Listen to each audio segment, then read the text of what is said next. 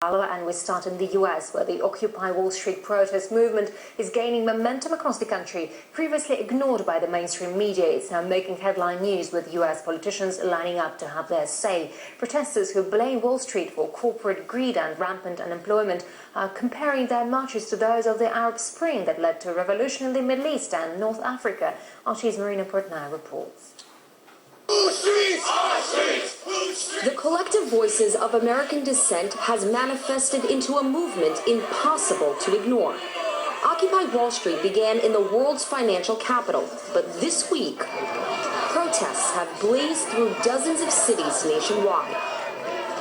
In the Big Apple, up to 15,000 Americans flooded Lower Manhattan. Labor unions, transport workers, teachers, nurses, and U.S. veterans standing shoulder to shoulder with young activists, spearheading a fight against U.S. wealth inequality and corporate greed. Young people right now have no hope in our society, and I just want to see a fairer and more just society for the young people coming up and all of the Americans that right now are suffering through these hard economic times. This seems pretty revolutionary to me, and the spirit of revolution is here, and so I need to be a part of it. Once you are not afraid to be arrested anymore, the whole entire control of the police state disappears, and when that happens, there are incredible possibilities that are open to us, and suddenly you can imagine a different world, and you believe you can be an agent of change. The Occupy movement has gained such momentum, even the president who promised change was forced to address the issue.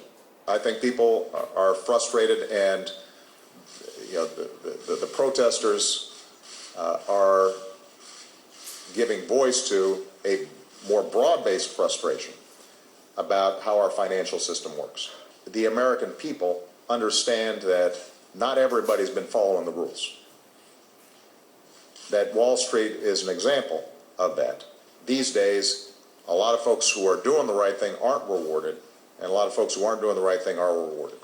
While the U.S. has encouraged and supported democratic uprisings in the Arab world, the same events playing out at home have been met with batons, pepper spray, and the arrests of nearly 800 peaceful protesters on the Brooklyn Bridge, a scene that reminded some of Egypt's Tahrir Square. We can follow the lead of our brothers and sisters all over the world in the Arab Spring in Greece and Spain. We can see that it did send a powerful message. Ordinary people are not going to stand for corporate greed anymore, and that we're getting up and we're doing something about it. 3 weeks into the anti-Wall Street demonstrations, the New York City Police Department has pumped $2 million into overtime pay, funds some critics say are being used to repress freedom.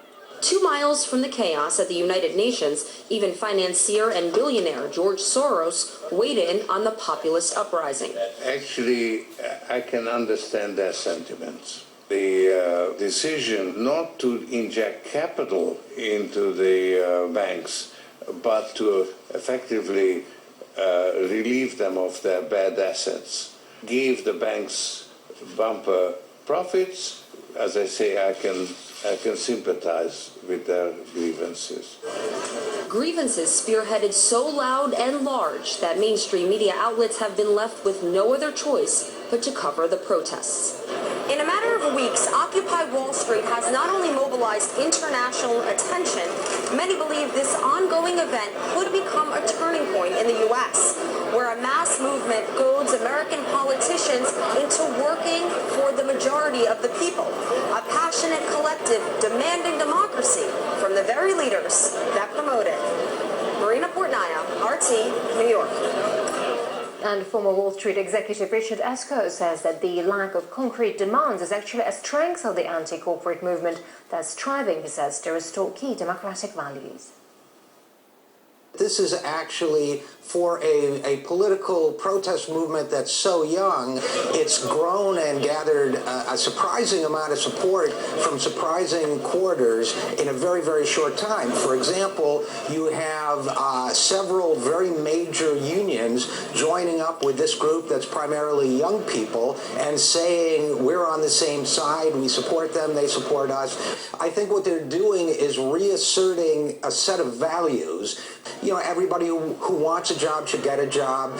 Business people and their customers should deal with one another fairly and honestly. Crimes, including corporate crimes, should be punished and so on. So if you think of it as the early stage of a movement where it's declaring its fundamental values and principles, then I think it's actually, although it's probably intuitive or accidental, it's actually pretty smart of them not to get pinned down and saying we want a financial transactions tax or we want a blue ribbon investigation of Wall Street crime. They're really, and this is why they've been able, I think, to start to get some attention. And our correspondents in America at the very heart of the protests in New York, and you can follow what they see as it happens by following our Twitter streams, and they are at RT_com and also RT_America. And there you can find a link to our YouTube channel where RT's Lucy Kafanov discusses the latest events with some celebrities. Also, in one of her tweets, she says people are coming to the Big Apple to protest from all over the states, along with their families. Also later this hour, Polish Prime Minister Donald Tusk is already celebrating victory before the votes are counted there, as exit polls suggest his party has won parliamentary elections. All the details later here on RT. Plus, some pages are being torn from history textbooks in France, with critics saying younger generations will end up not knowing enough about their own country's past.